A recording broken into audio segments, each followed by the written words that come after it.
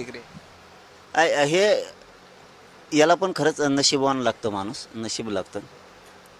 इतकी माया बघून ऊर भरून येतो की समाजाला वाटतं नको आपल्याला आपला माणूस घालायचा नाही, इमानदारीनं काम करतो, प्रामाणिकपणानं काम करतो, नाही घालायची ही माया आहे त्यांच्या प्रेमापोटी माझ्यावरती. एक मुलगा म्हणून माझ्यावर माया करतात, पण मी पण त्यांच्याच लेकरासाठी करतो आहे. माझी लेकरावरती त्यांच्या माया आहे आणि त्यांची माझ्यावरती. हे समीकरण 200 वर्षात जुळलं नसन, 300 वर्षात जुळलं नसन, असं समीकरण जुळलेलं आहे. त्यांना माझी माया येते, मला त्यांची येते. नसता आजकाल ही स्वार्थी दुनिया आहे. स्वार्थ सोडून माणूस कामच करत नाही आजकाल, कुणी पण असू द्या तो. इथं निस्वार्थी समाज आणि निस्वार्थी आंदोलक आता नाही बघायला मिळत. ते काळ गेला आता. इथं पावला पावलावर स्वार्थ शोधणारे लोक आहेत, पावला पावलावर. पण ह्यो समाज इतका स्वार्थ सोडून एकत्र आला की प्रचंड. आणि ते भाग्य मलाच लाभलं नेमकं. आंदोलक म्हणून मलाच ते माझ्या आशीर्वाद म्हणून मला भाग्य लाभलं की त्यांनी सगळं बाजूला ठेवून ते माझ्यासाठी जीव द्यायला पण तयार आहेत आणि मीही त्यांच्या लेकरासाठी जीव द्यायला तयार आहे. म्हणून त्यांची इच्छा असते की उपोषण नको. पण काय आहे, मला बाकीचे आंदोलनं नाही आवडत. नको धिंगाणे नको, त्यांनी समाजाचं कल्याण नाही होणार. मी प्रत्येक वेळेस सांगतो, शांततेत करा. काय तुम्हाला आंदोलन करायचं, शांततेत करायचं. धिंगाणा नाही करायचा आपल्याला, धिंगाण्याने नाही मिळणार. आणि मी त्यामधून कोणकोणत्या मागणी असणार आहेत? मी त्यांना ते सिद्ध करून दिलं की मी जाळपोळ नाही करू देत आणि शांततेत त्यांना 70 वर्षात न मिळणारं आरक्षण दिलं.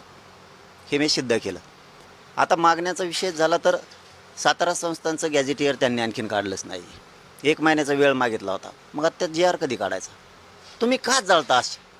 काय जाळायचा संबंध आहे तुमचा? की त्यांच्या जर हक्काच्या नोंदी सातारा संस्थांच्या तर का देऊ शकत नाहीत तुम्ही? कोल्हापूर संस्थांच्या आहेत, औंध संस्थांच्या आहेत, द्यायला हरकत काय तुम्हाला?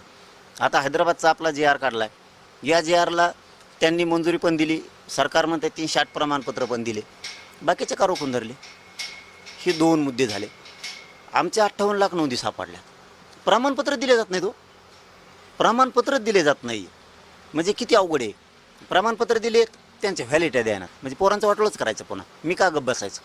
गुन्हे दाखल केलेत, मागं घेऊ म्हणले, घेतले नाहीत. बलिदान गेलेले कुटुंबाच्या नोकऱ्या राहिल्या, त्यांचे निधी राहिले, तुम्ही करतच नाही आहेत. शिंदे समिती गठीत केली, ती नोंदी शोधत नाही. नुसत्या मुदतवाढी चालू आहेत, फक्त मुदतवाढ. सारथीच्या सगळ्या जवळपास योजना बंद करत आल्या. कशाला सारथी स्थापन केली तुम्ही?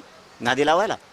महामंडळाचे, अण्णासाहेब विकास पाटील महामंडळाचे परतावीचं नाही आहे, म्हणजे लाखो पोरांचं भविष्य धोक्यात आलं. मी कसं काय गप्प बसल? ते शक्य नाही. सगळं घेणार 30 मेला. महाविकास आघाडीचं सरकार सत्तेमध्ये असताना देखील मराठा समाजाने आरक्षणासाठी संघर्ष केला आणि युती सरकारच्या कार्यकाळामध्ये देखील तुमचा संघर्ष पाहायला मिळाला. मात्र युती सरकारच्याच कार्यकाळामध्ये हे आरक्षण मिळालं असं म्हणावं लागेल का नाही? त्यांच्या काळात पण तरी पण आम्ही लढलो. आम्ही भेद केला का? साष्ट पिंपळगावला उडी काढायला त्यांच्या विरोधात आंदोलन होतं महाविकास आघाडीचे. आम्ही भेद नाही करत. आमच्या डोक्याला राजकारण नाही शिवत की ते आलेत म्हणून करायचं आंदोलन, हे आल्यावर नाही करायचं, असं नाही. सोडायचं कोणालाच नाही. आपण ज्यावेळेस स्वच्छ भूमिकेत असतो त्या दिवशी आपल्या डोक्यात एकच असायला लागतं की समाजाचं कल्याण करायचं, राजकारण नाही बघायचं. तेच काम आम्ही केलं.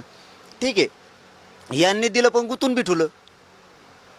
यांचं असं आहे, यांचं काम, एखादी विहीर पाण्याने भरलेली पण तिथं पावराच नाही ठेवायचा, बादली नाही ठेवायची. आणि बादली ठेवली